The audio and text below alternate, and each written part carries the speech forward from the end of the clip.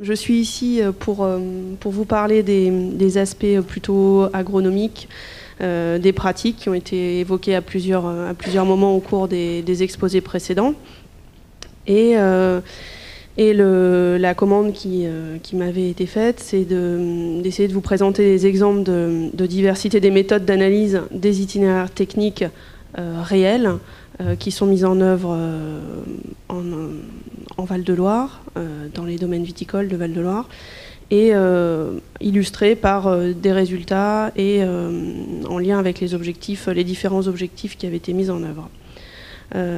Donc c'est le travail de plusieurs projets de recherche, dont des thèses qui ont été mises en œuvre au sein de l'UMT Viniterra, à l'INRA, à l'ESA et avec la cellule des terroirs viticoles et l'IFV. Le contexte de la filière viticole a déjà été évoqué plusieurs fois. Je vais donc passer brièvement et surtout me pencher sur le socle de la constitution de l'UMT en 2006. On a beaucoup parlé de l'AOC Anjou-Village-Brissac. Pour rappeler l'historique, c'est le syndicat Anjou-Village-Brissac qui est venu demander à mon collègue René Morla et puis à l'unité expérimentale de vignes-vins de l'INRA de poser des questions. Il est venu poser des questions au départ qui étaient agronomiques. Vous l'avez vu depuis ce matin. Bon, je passe en dernier, entre guillemets, mais juste avant François Sarrazin. Au départ, il y a eu une question d'agronomie viticole qui a permis le développement de concepts, de l'interdisciplinarité, avec pour base l'agronomie et la pédologie et l'empéographie, mais qui est allé bien au-delà, vous l'avez déjà vu dans tous les exposés précédents, et puis des collaborations qui ont débouché sur des outils qui commencent déjà à servir à l'interprofession. La première question, c'était le rôle des pratiques dans la notion de terroir, dans la notion d'AOC, et quelle est leur place par rapport aux critères d'environnement qui sont le sol, le sous-sol, le climat, qui avaient été largement étudiés au départ. Un des premiers exemples, c'est un travail à l'échelle de l'AOC, à l'aide d'une méthode d'enquête descriptive, des pratiques qui ont été renseignées auprès des viticulteurs.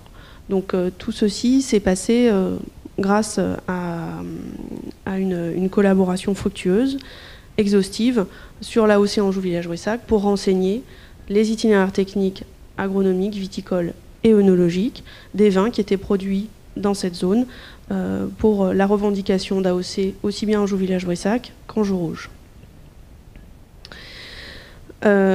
Cette enquête n'était pas exclusivement agronomique ni technique, vous allez le voir au fur et à mesure. C'est pour ça d'ailleurs qu'elle a pu servir à des développements en collaboration avec de l'analyse sensorielle ou de la sociologie, comme vous le verrez par la suite avec l'exposé de François Sarrazin. Et une des questions, c'était de demander ce que pensaient, ce que ressentaient les viticulteurs au sein de l'AOC Anjou-Village-Brissac. Donc ça a été aussi une des bases du postulat du travail d'Yves Cadot. Et donc une des conclusions, c'était que les viticulteurs considèrent que les facteurs du milieu sont les premiers déterminants, les choses les plus importantes qui permettent de distinguer les vins d'AOC d'une AOC d'une autre. Donc là, je vous ai présenté un exemple de tableau de résultats où vous avez l'ordre des réponses à cette question. Et j'ai encadré en rouge, comme vous le voyez, les gros pavés qui concernent les paramètres du milieu, donc les paramètres des parcelles qui sont à l'origine des vins d'AOC. Les climats, l'hydrologie du sol et la nature du sol. Et vous voyez que les pratiques viticoles, les pratiques d'implantation, l'âge de la vigne, le porte-greffe, le cépage, et les pratiques annuelles n'ont pas, dans le ressenti des viticulteurs, dans le cadre de cette étude, hein, bien sûr, n'ont pas une part prépondérante. En utilisant les travaux précédents de la cellule des terroirs viticoles, qui avait cartographié avec précision, à l'aide de programmes et de financement avec René Morla, la caractérisation des sols de la réserve utile des parcelles. Toutes les parcelles qui avaient été enquêtées auprès des viticulteurs ont pu être reliées à la base de données qui avait été développée par la cellule des terroirs viticoles, à l'aide de traitements statistiques, tests de Ki2, puisque c'était une variable qualitative. On voit que les composantes principales du milieu qui avaient été mises en œuvre dans le cadre de cette étude, donc vous vous souvenez bien que c'est une zone géographique délimitée, les deux AOC sont revendiqués dans une aire d'appellation identique. On ne voit pas de différence significative. Ça veut dire que dans toutes les parcelles qui servent à l'élaboration des vins d'Anjou, Village-Brissac ou d'Anjou Rouge, il y a une homogénéité de milieu. Donc notre hypothèse, c'est qu'il y a d'autres facteurs qui permettent de différencier ces deux AOC. Oui, alors c'est dans l'autre sens. Je vous présente des détails de résultats. Donc nous avons décortiqué l'itinéraire technique de façon assez détaillée, en prenant en compte les variables d'implantation de la parcelle, les variables de pratiques annuelles qui sont mises en œuvre avant la vendange. Donc là, vous avez un tableau qui présente des résultats pratique par pratique. Vous avez deux colonnes qui correspondent à la nature du test statistique, puisqu'il y avait des variables qui étaient... Je suis désolée pour la technique. Des variables qui étaient quantitatives, donc analysées par ANOVA, et qualitatives, analysées par un test de Ki2. Et en rouge, je vous ai mis des ronds rouges sur les pratiques d'implantation ou les pratiques annuelles dans la parcelle qui permettent de distinguer les parcelles qui sont destinées à la production d'Anjou Village-Brissac de celles qui sont destinées à la production d'Anjou Rouge. On a distingué aussi, on a renseigné de façon assez précise les pratiques de vendange, c'est-à-dire comment se passe la décision de la date de vendange. Là, on a vérifié l'unité. Je vous avais dit qu'on avait enquêté des viticulteurs qui avaient des parcelles en Anjou Village-Brissac et en Anjou Rouge, ce qui est généralement le cas sur une exploitation. Une exploitation ne revendique pas une seule AOC. Donc c'est la même personne, le même individu, le même humain, qui va, là, avec le premier tableau en haut. Vous voyez, donc il y a plusieurs variables qui permettent de caractériser comment se passe la vendange dans la parcelle. La seule différence significative entre les deux AOC, c'est la date de vendange. Et en revanche, on vérifie que c'est le même individu qui a plusieurs parcelles, Anjou Rouge, Anjou Village-Brissac, et on vérifie qu'il a le même type de raisonnement. C'est la même personne qui va... c'est la même combinaison de décideurs qui va décider de la date de vendange au sein de l'exploitation. Les critères de choix de la date de vendange sont les mêmes pour toutes les parcelles. Les critères d'assemblage des parcelles au moment du début des fermentations, ce sont aussi les mêmes. Donc on a une antériorité de règles de décision, de mode de fonctionnement, de mode de raisonnement qui est le même et qui permet, selon les modalités de réponse à ces critères, qui permet d'aboutir à une différenciation de la date de vendange. Des pratiques œnologiques, dans le tableau suivant, vous avez le même type de représentation. Nous avons séparé, donc dans la première partie du tableau, les pratiques de vinification et ensuite les pratiques d'élevage. En ce qui concerne les pratiques de vinification, vous voyez qu'il y a des différences aussi. On ne va pas rentrer dans les détails, mais on peut distinguer la vinification des vins d'Anjou Rouge des vins d'Anjou Village-Brissac. Et on vérifie par la même occasion un des paramètres qui est noté dans le cahier des charges des vins qui sont revendiqués en Anjou Village-Brissac, la durée de l'élevage qui était... donc là, c'était une enquête qui avait été faite en 2006. Depuis, le cahier des charges a été a été modifiée, mais pas pour cette variable-là, la durée de l'élevage qui est imposée pour les angeaux village-Bressac un certain nombre de mois, et en revanche qui est complètement libre pour les angeaux rouges. Un autre exemple de travail sur les pratiques au sein de l'UMT concerne le lien de ces pratiques à l'écophysiologie de la vigne. Donc nous avons vu qu'il y avait eu des travaux conséquents, solides, publiés sur lesquels on peut s'appuyer concernant les paramètres de milieu, en lien avec le développement de la vigne. On a commencé à regarder de façon approfondie l'ensemble de l'itinéraire technique, soit les pratiques une par une, soit des combinaisons de pratiques. Et nous avons développé une thèse dans le cadre de l'UMT, Cécile Coulon qui a soutenu très récemment le 11 mai dernier, pour relier les pratiques, pour voir quel était utiliser les pratiques dans le cadre de la caractérisation de l'écophysiologie de la vigne. Juste 2 exemples de méthodes qui ont été utilisées. Le premier exemple, c'est une méthode d'extraction de connaissances de bases de données pour construire des variables complexes. Alors, méthode d'extraction de bases de données, on s'était donné comme challenge d'utiliser des bases de données réelles, pas des bases de données expérimentales de pratiques, enfin de parcelles de recherche ou de développement. Donc dans ce cadre-là, il y a eu une collaboration avec la cave des vignerons de Saumur, avec Eric et puis Marie Gilson, ce qui a permis de travailler sur un grand nombre de parcelles, 2113, et sur des données réelles, et d'être en interaction directement avec l'interprofession, enfin avec des gens de la profession qui vont potentiellement utiliser ces travaux ensuite, avec une notion d'échange continu pendant la thèse. Ça a permis, donc, ce sont des exemples de résultats très partiels, de faire une évaluation de la part de la vigueur de la vigne qui était liée au milieu, aux conditions de milieu de la parcelle, donc intrinsèque à la parcelle, et d'aller vers l'évaluation de la part de la vigueur de la vigne qui était liée aux pratiques culturales et par exemple au mode d'entretien du sol. Le second exemple des méthodes qui ont été développées et pour lesquelles il y a eu des résultats dans le cadre de cette thèse, c'est le croisement de l'expertise des types de raisins vins attendus par les gens qui élaborent des vins en Val-de-Loire avec les caractéristiques, une expérimentation, un réseau de parcelles qui avait été suivi de façon très précise et pendant plusieurs millésimes par l'INRA. Donc là, vous avez un exemple de résultat.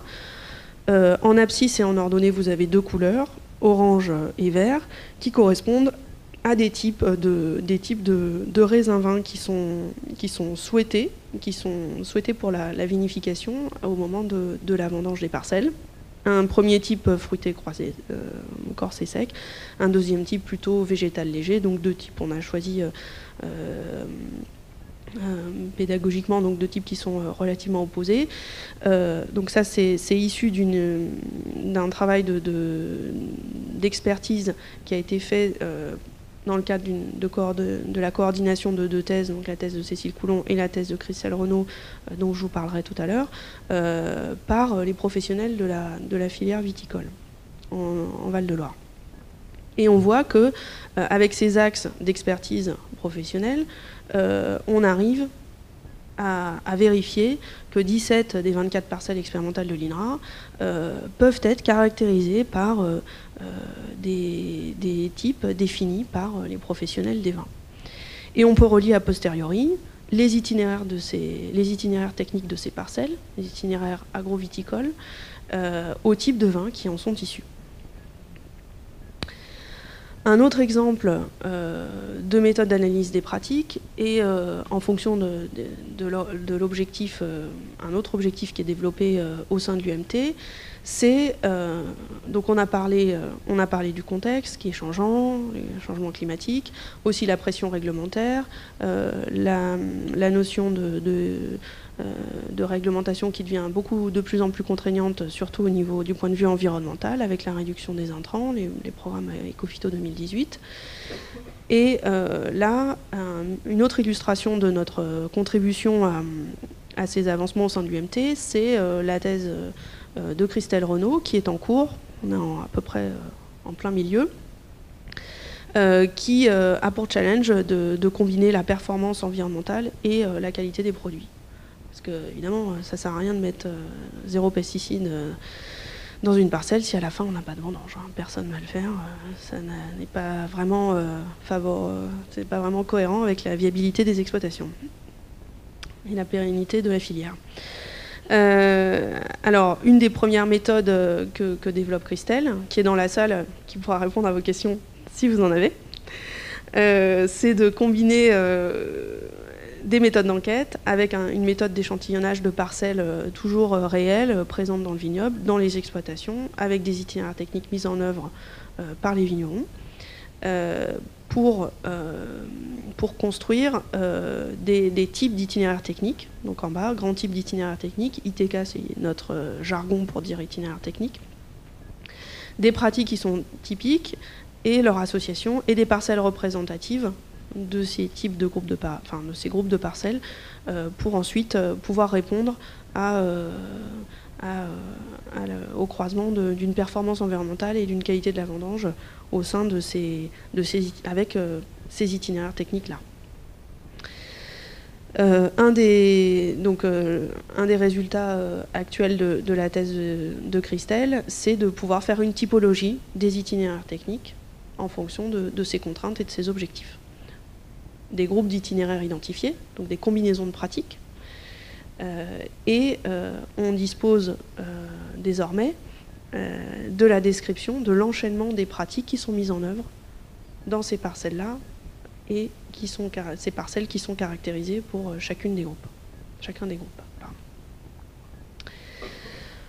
Un autre exemple de comment s'occupe-t-on des pratiques de façon interdisciplinaire cette fois, c'est la combinaison des pratiques et des méthodes d'analyse sensorielle. Donc c'est à la suite de l'analyse purement agronomique qu'on avait commencé avec René Morla. Nous avons mis en place des collaborations interdisciplinaires avec Yves Cadeau, dont vous avez vu une partie des résultats ce matin, avec Ronan Simoneau et Catherine Thibault, qui était un premier travail combinaison pratique des descriptions sensorielles. Et puis vous verrez ensuite un autre aspect du développement pluridisciplinaire avec l'exposé de François Sarrazin. Et là, en croisant les pratiques qui sont à l'origine des vins, là c'est la représentation de deux analyses en composantes principales. À gauche, vous avez entouré en rouge dans les patates, ce sont les barycentres des vins d'Anjou Rouge, donc AR de l'AOC Anjou Rouge et de l'AOC Anjou Liège-Brissac. Donc les deux graphiques sont symétriques. Hein. Et le graphique de gauche, c'est une analyse des vins du millésime 2005 au regard des pratiques quantitatives viticoles et œnologiques, et à droite vous avez la même chose mais avec les descripteurs sensoriels qui ont été générés par un jury expert. Donc vous avez toutes les méthodes de Ronan. Nous n'avons utilisé, moi dans le cadre de cette combinaison d'analyses, nous n'avons utilisé que les analyses par jury expert.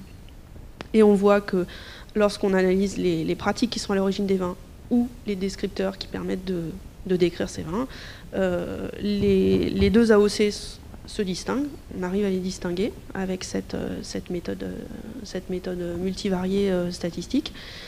Et là on ne va pas rentrer dans les détails, mais on peut regarder quelle pratique va plutôt caractériser les AVB, quel descripteur sensoriel va plutôt être lié à ça, et je vous montre ensuite un autre exemple. L'avant-dernière diapo, c'est un croisement des pratiques et des analyses sensorielles pour caractériser toujours nos AOC Anjou Liège-Brissac et Anjou Rouge, avec un damier, vous voyez. Et alors c'est intéressant parce qu'on peut regarder quelle pratique viticole ou œnologique est fortement corrélée à quel descripteur sensoriel. Donc dans ce double damier, vous avez dans la colonne à gauche, vous avez les pratiques viticoles Et dans le deuxième carré, vous avez les pratiques œnologiques qui sont analysées. Et en haut, écrit verticalement, ce sont les descripteurs sensoriels, toujours du jury expert, qui ont été générés par le jury expert et qui permettent de décrire ces vins. Ça, c'est un résultat qui permet de voir quelle pratique a un lien avec quel descripteur sensoriel. Il y a toutefois une limite de taille, à mon avis. C'est que ce sont des relations, un descripteur, une pratique, et qu'on n'a pas les interactions, aussi bien des pratiques les unes entre elles, que des descripteurs les uns avec les autres. Et donc un des aspects, ce sera peut-être de développer ça. En conclusion, nous avons un certain nombre de résultats en agronomie viticole combinés à d'autres disciplines, qui sont des résultats ligériens, sur des terrains ligériens. Nous avons adapté des méthodes qui avaient été mises au point ailleurs, nous avons développé des méthodes ici, et moi je propose qu'on les exporte au vu des résultats.